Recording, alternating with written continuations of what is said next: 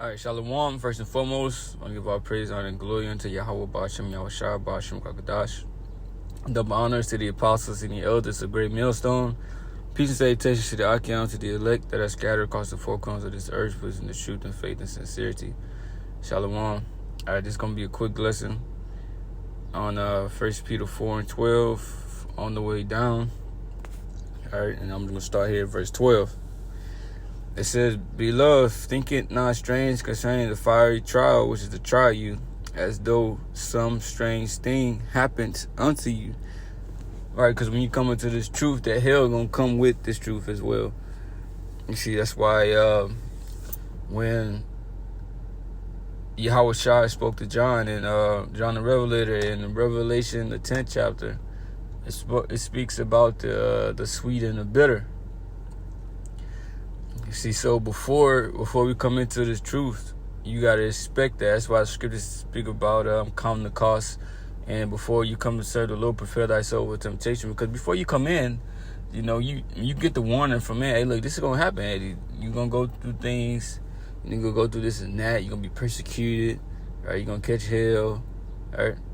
So you can't be thinking it's strange because, hey, you was warned.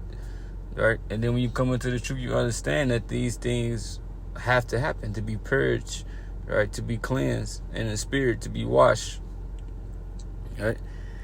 Blessed but rejoice inasmuch as ye are partakers of Yahweh's sufferings, that when his glory shall be revealed, you may be glad also with exceeding joy. So, right, we got to be happy that we are suffering on Yahweh's, behalf, right? We are partakers of his sufferings, because when he was suffering, he suffered down here in the flesh as well, as much as we are suffering also.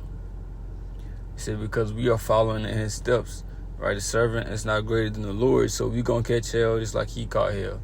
We're going to get persecuted just like he was persecuted, right? We're going to be having grief. We're going to be stressed out, right, from time to time, right? Just like he was. It says that when his glory shall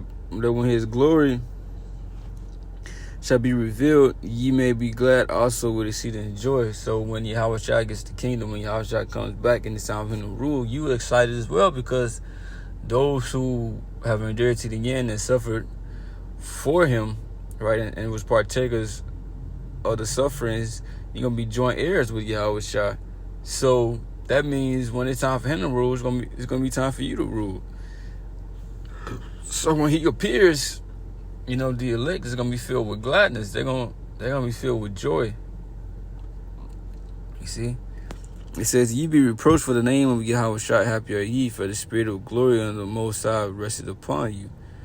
On their part, he was spoken of, but on your part, he glorified. Yeah, you got a lot of people that don't even believe in Yahweh Shai, or some people that think that he's a regular man. Right, some people that just come up against this truth because they can't understand these scriptures, right? So they speak evil of it. You see, but on our part, he is glorified. We glorify Yahweh Ba'ashem Yahweh Shai when we go out on the highways and byways and we do our lesson, and when we speak, amongst one another. You see, we glorify him, right, with the knowledge, the wisdom, knowledge, understanding that we have, that was given us through the Holy Spirit, you see, through men, right? We glorify him. It says, but let none of you suffer as a murderer, or as a thief, or as an evildoer, or as a busybody in other matters, in other man matters, right? So you don't want to suffer as an evildoer. You don't want to suffer as someone who's just carnal, and just haven't really purged himself or worked on his old man and threw those things out, right? It speaks about a murderer or a thief. You see, you shouldn't be murdering nobody. You see, you shouldn't be killing nobody, right? Even though you be in this world and Jacob piss you off, and you just be having them thoughts in your head like, man, motherfucker, you can't act on your thoughts. But hey, it is what it is. We are different men. We are in this truth. We can't act how we used to act. We can't be so quick to try to put our hands on people, right? We can't be so quick to let our anger overcome us and let the flesh, make us want to, take somebody's life. You see? Because we are supposed to be at peace with all men, if it be possible, right? You shouldn't even let the situation get that far, right? Because we in this world, we supposed to live peaceably. We ain't even supposed to be in no bullshit, right? And that type of energy don't come to you. That's why the scripture say that you reap what you sow. If you've been reaping, you've been, doing everything that you need to do. You've been pleasing the Most High. Scripture say that if a man's ways please the Most High, he make even his enemies at peace with him. She said, ain't gonna nothing you gotta worry about. And it says, as a thief, you shouldn't be stealing. All right, you shouldn't be stealing from brothers, going to the mall, stealing clothes out the store. Right, you shouldn't be, because if you in that much of a want and that much of a need, hey, you got brothers. That's what you got brothers for. You see, brothers will provide. You see, that's what the ministry is here for as well. We help each other out. It says, yet if any man suffer as a Christian, let him not be ashamed, but let him glorify the Most High as his behalf, which the Christian is just a follower of the Messiah. Right? So just glorify the Most High on his behalf, because we got a reward coming after that. It says, for the time has come that judgment must begin at the house of the Most High. Right? So the ones who know the Israelites, the ones who got this knowledge and know what we're supposed to do, know what is required of us, know our job. Right? Understand, these scriptures, right? It says, and if it first begin at us, where it says the time has come that judgment must begin at the house of the... It says, for the time has come that judgment must begin at the house of the Most High.